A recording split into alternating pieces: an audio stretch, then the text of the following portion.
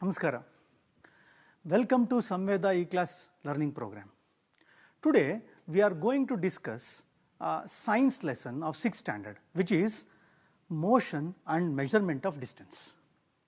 This particular lesson will be dealt in 2 sessions. Today is the first session of it. So what are the learning points are there and what are the contents that we are going to deal, especially in this particular lesson, motion and its measurement of distance. Let us see one by one. You will understand the importance of measurement. Why do we need to measure things and what are the benefits of measuring?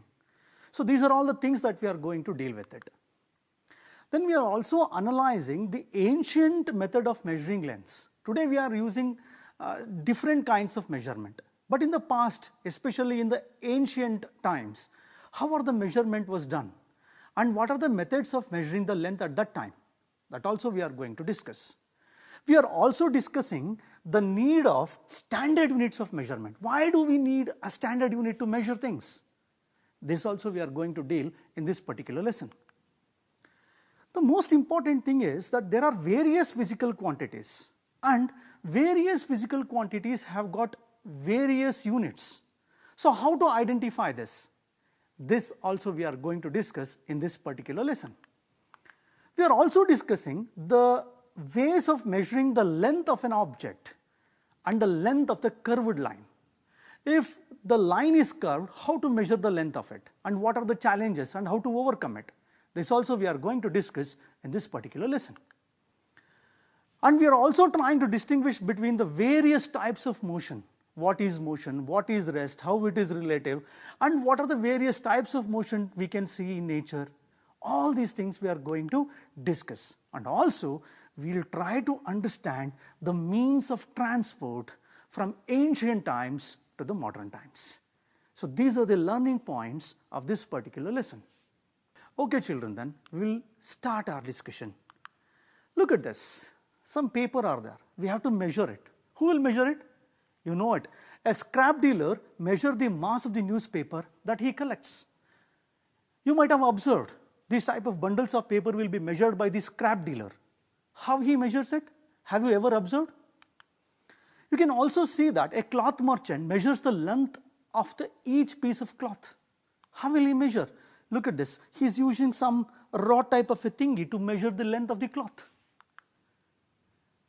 You might have also observed that a milkman measures the quantity of the milk that he delivers every day. You can see that a person is measuring the quantity of milk. If you have gone to a doctor, doctor normally measures the body temperature. You might have seen.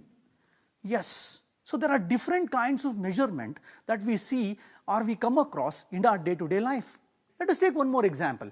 A vegetable vendor uses a balance and some known fixed masses to measure the mass of the item that anyone buys in his shop.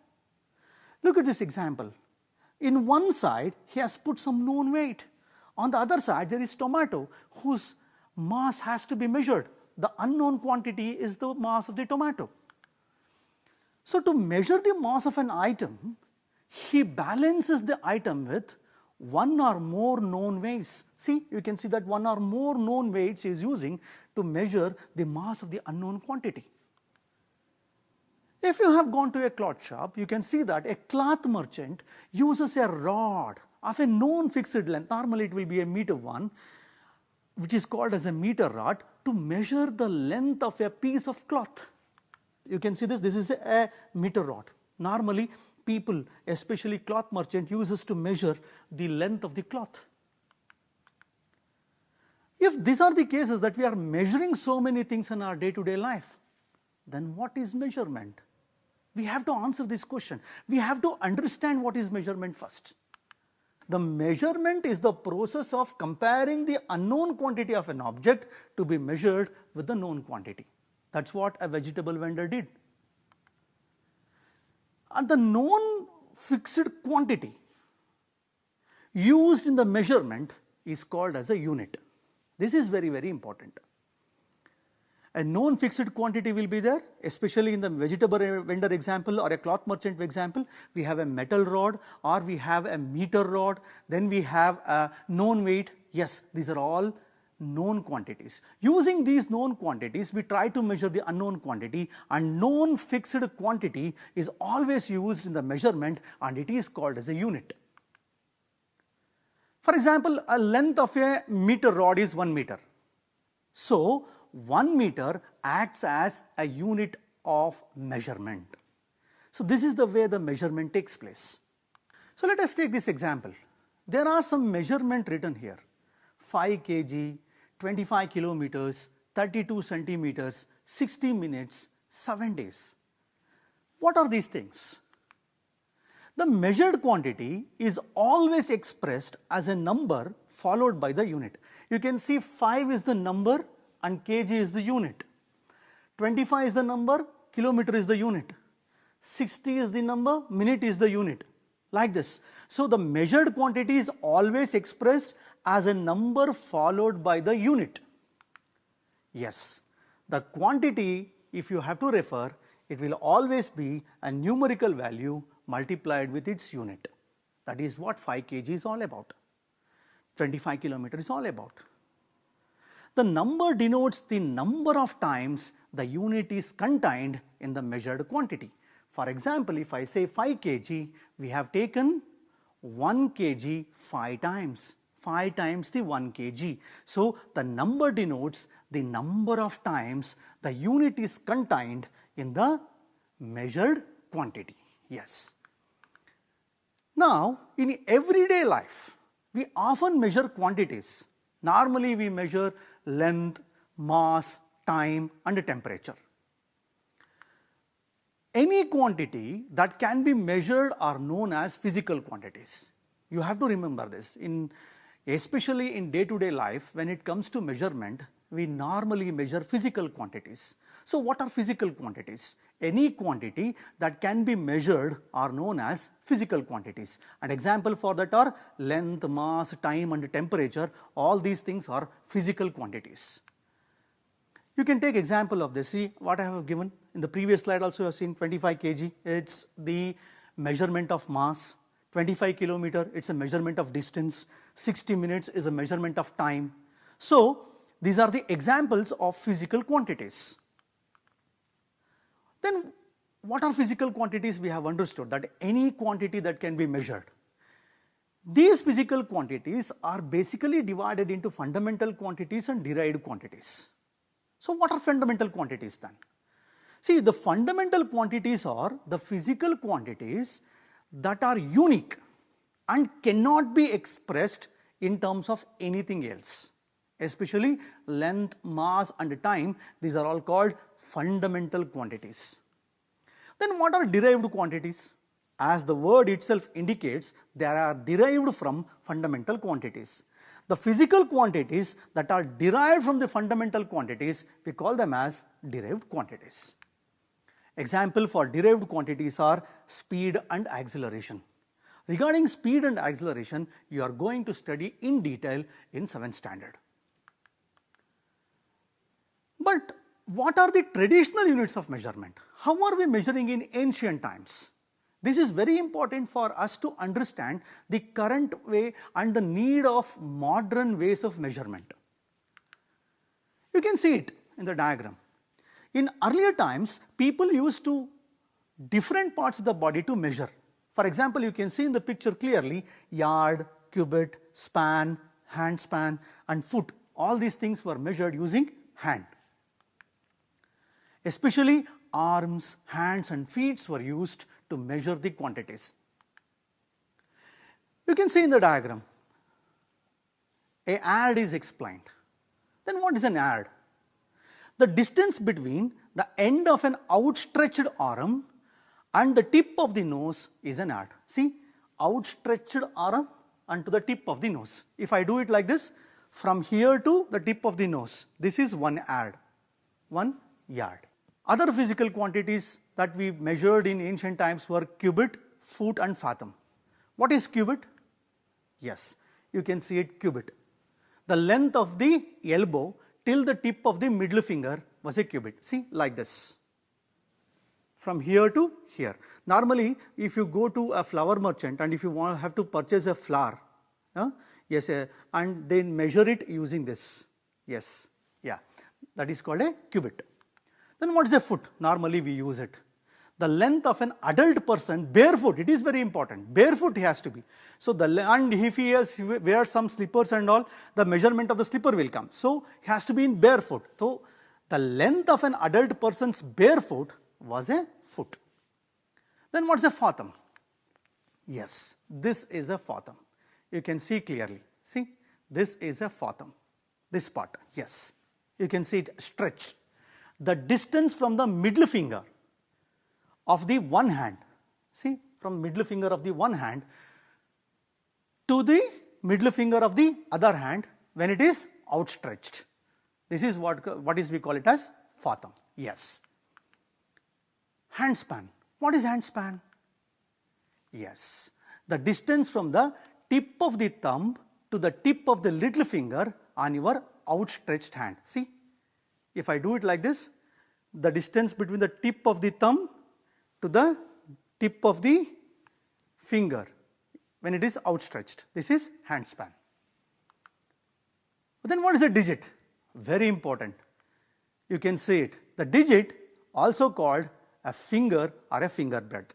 So, one finger's breadth is a digit. One finger breadth. This distance is a digit. Now, let us perform an activity. You should do it at your school or at your home also. What you are supposed to do is, now you have understood the different ancient ways of measurement, right? What you are supposed to do is, you have to measure the length and breadth of your classroom. Or if you are at school, you can do it in the classroom. If not, you can find the length and breadth of your room at your house also. So, what you are supposed to do is, you have to write the name of the student, and what is the length of the classroom, what is the width of the classroom. So, you can use different measurement. We have done different measurement like yard, we have done foot also, a handspan also, digit also. So, you can use different ways of ancient measurement to find the length and breadth of the classroom. The most important thing is, will the measurement be same or different? If two people are doing, for example, if two friends are doing it, will they get the same measurement or will they get the different measurement? Yes, this is what we have to understand. And that's why we have got a beautiful video, a cartoon that you love it.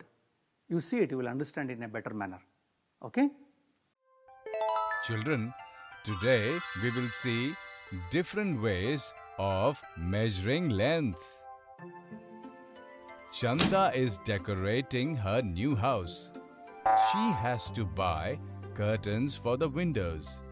Now Chanda is thinking about how she is going to tell uncle the length of the cloth that she needs. Then Chanda thought of measuring the length of the window with her palm. She quickly measured the length of the window using her palms. The length of the window is equal to 7 of Chanda's palms. Chanda reached uncle's shop all excited. She chose a material of her choice there and asked uncle to give her a 7-palm long cloth. Uncle immediately measured the 7-palm long cloth and gave it to Chanda.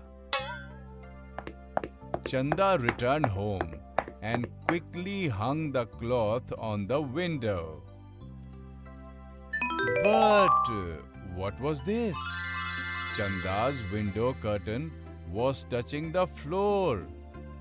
Poor Chanda became really sad. Children, can you tell me why this happened? Yes, you are right. Chanda measured the window using her palms, and while giving the cloth, uncle had measured the cloth using his palms. Now Chanda's palms are so small and uncle's palms are so big. So will the length measured by both their palms be the same? No. That is why Chanda's window curtain reached the floor. Chanda became sad. Just then, Appu came to meet her. He asked her the reason why she was so sad, and Chanda told him the whole story. Appu started laughing and said, "Is this all?" He immediately took a rope and measured the length of Chanda's window with it. He cut the exact length of the rope that measured Chanda's window and told her that she has to buy a cloth as long as the rope from uncle's shop. Chanda again went to uncle's shop and this time bought a cloth as long as the length of the rope with which Appu had measured the window. Children, was Chanda able to get the exact length of the cloth for her window? Yes. This time, when Chanda hung the cloth on her window, it was the exact length of her window. But how did this happen? Appu had measured the length of the window with the help of a rope. And because the length of the rope cannot differ, Uncle's and Chanda's measurement became exactly the same. And Chanda found a curtain that was the right measurement for her window. See how beautiful Chanda's curtain looks, and she is now dancing with joy. Children, in this video we saw different ways of measuring lengths. In the next video, we will learn more about this with the help of interesting examples. So what we have understood from now is everyone's body part could be of slightly different sizes. My arm size or a yard size will be definitely different of yours, right? Therefore, everybody's part could be of slightly different sizes. So this might have caused confusion in measurement. So the length of the classroom, different people will get different measurement, but the length is same. How can a people get different measurement? Because there is a slightly different in the sizes of the body part, we might get different measurement. So what happened in 1970 was the French people created a standard unit of measurement. So there has to be some standard, and that standard of measurement we call it as metric system. For the sake of uniformity, scientists all over the world have accepted a set of standard units for measurement so that the measurement can be simple, easily understood by everybody. Nowadays what we are doing, the system of units now used is known as the system of international unit. We are using SI units for the measurement. Standard unit of measurement. So what are the standard units of measurement? So basically length, mass and time are taken as reference to measure it, these standard units, because these are all fundamental units. But we have different methods and different systems to measure length, mass and time. Yes, the first one is FPS system. What is F means? What is P means? What is S means? Let us look at it once.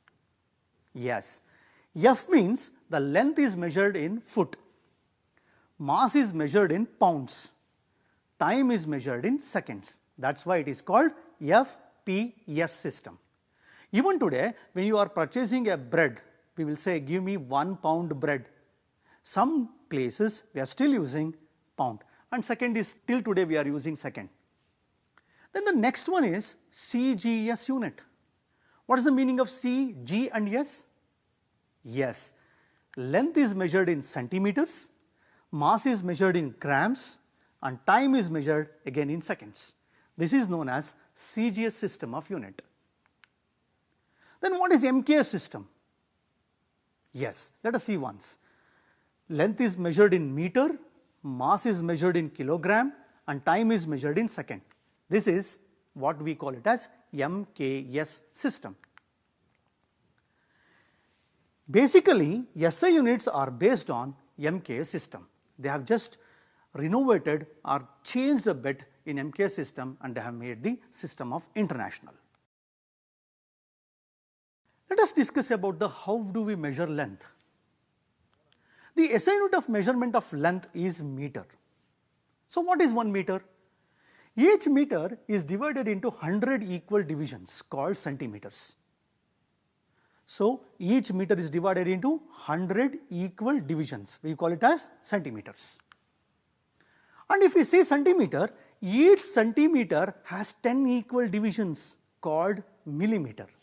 This you can observe it in your scale which is present in your geometry box, where 1 centimeter will have 10 small divisions, that each small division is a millimeter. That is what we have written. 1 meter is always equal to 100 centimeter and 1 centimeter is always equal to 10 millimeter. See that 0 to 1, 10 divisions are there. These 10 divisions we call it as millimeter. And you can see this 100 divisions are there. This 100 division is 1 meter. This is a meter scale. So to measure higher distance, especially distance between the two cities, it is very difficult to measure using meter or a millimeter. So we need a higher unit of measurement of length, and that is kilometer. Here kilo refers to 1000. Therefore, 1 kilometer is 1000 meter. For measuring large distances, meter is not convenient unit. Therefore, we define a larger unit of length. It is called kilometer. So what are the correct way of measuring the length? How do we measure length? Let us try to understand it. Normally what we will do, to measure length we use meter scale. Yes, to measure the length. If you go to a tailor, tailor uses the measurement using a tape. If you go to a cloth merchant, he uses a meter rod. So there are different kinds of measurement. For measuring the length of an object, first and foremost thing is to choose a suitable device. Which device is suitable for us to measure the length? We cannot measure the width of the tree or the size of your chest using a meter scale. For that we need a tape, because we have to round it, right, like this. If you use a meter scale, it cannot be stretched like that. And to measure the size of the trunk, then also of the tree, then also you have to bend that. So you cannot do it using a meter scale. You need a tape for that. You have to choose a right device for the suitable measurement. In taking measurement, we need to be very careful and we have to follow certain very important things. Let us see what are those ones.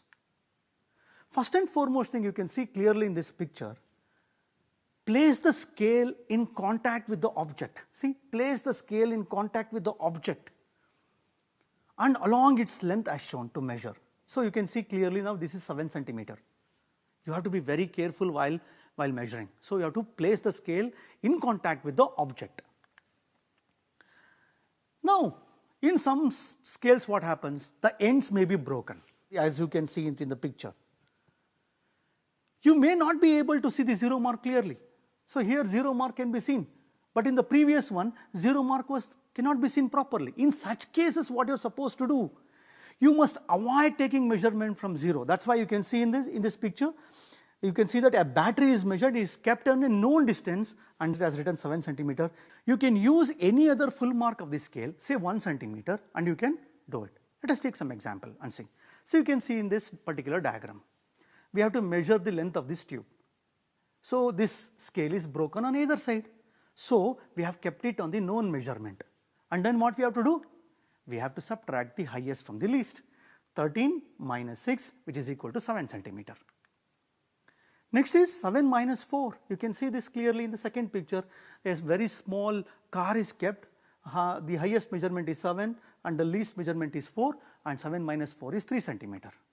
A cone is measured and you can see we have kept it here 16 minus 11, which is 5 centimeter. And in the final one, we are measuring the toy fish, and which is 8 centimeter minus 6 centimeter, which is 2 centimeter. So when the scale is broken, then we can use these type of ideas or innovations to find the measurement of its length. Very important thing is the correct position of the eye is also important for taking measurement. See, you can see in this, actually the measurement is 4.8.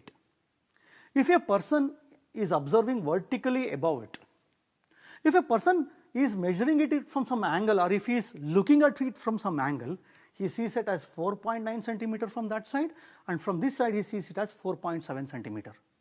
There is an error in measurement. That's why while measuring, it has to be on your eye level and you have to be vertically above it. Then only you can see the measurement properly. The eye should be vertically above the point at which the measurement is taken. Looking at a point of the measurement of an angle, the result will be an error, and that error we call it as parallax error. And to avoid parallax error, you have to measure it vertically above the point of measurement. That is very important. Now let us perform an activity. Just now we have observed how to measure the length of the straight line. How to measure the length of the curved line? It's a challenge, right? So what we will do? We will perform an activity to measure the length of the curved line. Okay, shall we do it? Yes, come on. If we make this curved line on this sheet of paper, mark points A and B. How to measure the length of this? We take a thread, mark a point here on the thread, put this point at A and start measuring it. This is point B. Put a mark again on point B. Now take a scale and stretch this thread on the scale. We see that the length of the thread is 28 centimeters. Till now, we have discussed the first part of the lesson, motion and its measurement of distance. So after the lesson, you can perform these activities at your home. What you can do is measure the length and breadth of the cricket pitch that you play using tape. Take a tape or borrow it from your friends, or you ask any tailor, they will give you, or it might be there in your school as well. Measure the length and breadth of the cricket pitch using tape and record your observation. This will give you a lot of insight. Then you only draw a very big curved line on a floor. Okay? Measure the length of it using thread. It will be very interesting. Will you do it? Yes. And one more interesting activity we have given, that is, normally we play snake and ladder, right? Yes, it's a very interesting game. That snake and ladder also can be used for this measurement. You know how? Find the measurement of the snake as well as the ladder. Is it difficult, right? To measure the snake, what you will do? You will use a thread. And to measure ladder, what will you do? You will use a scale. Yes? So measure the length of the snake and ladder in snake and ladder game. It will be very fascinating and interesting, and it's challenging for you also. In the next session, we will meet and we will discuss regarding the motion and different kinds of motion, and also regarding the history of transport. Till now, we have discussed the measurement. This particular lesson is presented to you by Gurudatta A, science teacher, Government Model Primary School, Todda Kalasandra, Bangalore South 1. Thank you.